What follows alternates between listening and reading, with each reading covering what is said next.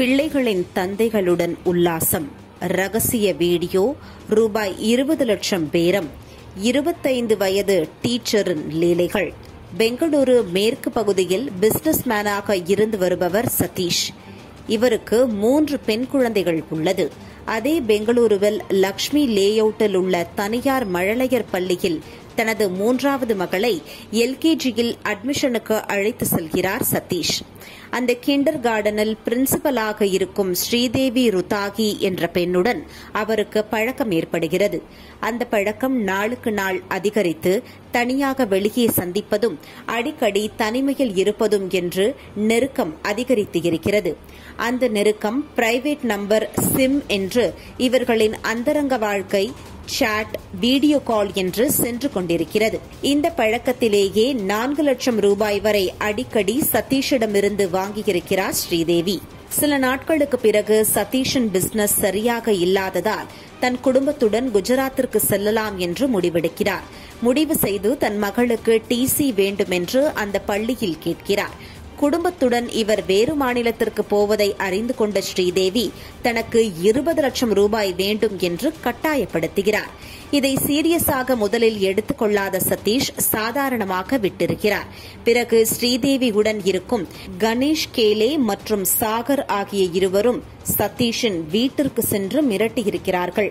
20 லட்சம் தரவில்லை என்றால் ஸ்ரீதேவியுடன் நெருக்கமாக இருந்த போட்டோ மற்றும் வீடியோக்களை தன் குடும்பத்தாரிடம் சொல்லிவிடுவேன் என்றும் மிரட்டியிருக்கிறார்கள். மேலும் போலீசுக்கு செல்லாமல் இருக்க முன்னாள் டிஜிபி ஒருவர் எங்களுக்கு தெரிந்தவர்தான் என்றும் அவரை வைத்து நீ கேஸ் கொடுத்தால் அதை ஒன்றுமில்லாமல் செய்துவிடுவோம் என்றும் மிரட்டியிருக்கிறார்கள்.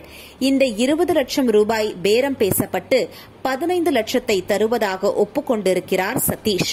முதல் தவணையாக 2 லட்சம் ரூபாய் வரை கொடுத்திருக்கிறார். ஆனால் இவர்களின் தொந்தரவு மற்றும் அழுத்தம் நாளுக்கு நாள் அதிகரிக்க ஒரு வழியாக போலீசிடம் சென்றுவிடலாம் என்று முடிவு செய்திருக்கிறார். போலீசிடம் ஸ்ரீதேவியிடம் தான் பழகியது உண்மைதான் என்றும், ஆனால் அதை வைத்து பணம் பறிக்க முயலுகிறார் என்று புகார் கொடுத்திருக்கிறார். விசாரணையை ஆரம்பித்த போலீசார் முதற்கட்ட விசாரணையில் எந்தவொரு போலீசாருக்கும் இவர்களுக்கும் தொடர்பு இல்லை என்பதை தெரிந்திருக்கின்றனர். பிறகு அந்த புகாரின் பேரில் ஸ்ரீதேவியை அவளுக்கு உதவி புரிந்த இருவரையும் விசாரணைக்கு அழைத்து சென்றிருக்கின்றனர். விசாரணையில் தாங்கள் சதீஷை மிரட்டியது உண்மைதான் என்றும் மூவரும் தெரிவிக்க மூவரையும் கைது செய்து 15 நாள் போலீசார் காவலில் வைத்திருக்கின்றனர். மழலையர் பள்ளி தொடங்கி அதில் அட்மிஷனுக்கு வரும் பிள்ளைகளின் தந்தைகளின் பேக்ரவுண்டை தெரிந்து கொண்டு அவர்களிடம் தொடர்ந்து பணம் பறிப்பதை வாடிக்கையாக கொண்டிருக்கின்றனர் இந்த மூவரும். ஹனி டிராப் என்று கூறப்படும் இந்த செயலை அறிந்து பாதிக்கப்பட்டவர் புகார் அளித்ததால்தான் இவர்களை கைது செய்ய முடிந்தது என்று கூறுகின்றனர் போலீஸ் தரப்பினர்.